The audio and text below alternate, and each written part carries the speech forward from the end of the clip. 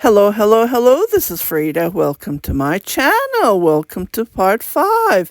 I have washed and I just wanted to see the end result, how it looks like. It's super soft and cozy. It did shed a bit.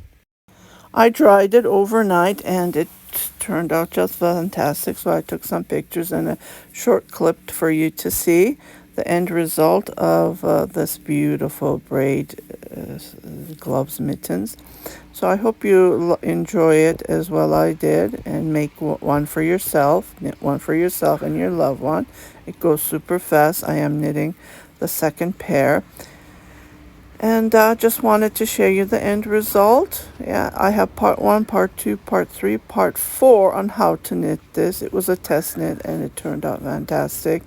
So I will continue making more, knitting more. Enjoy. If you haven't subscribed to my channel, please do subscribe, share it with your family and friends, and don't forget to hit that notification button so every time I post a new video you will be notified. You guys take care and I'll see you on my next video.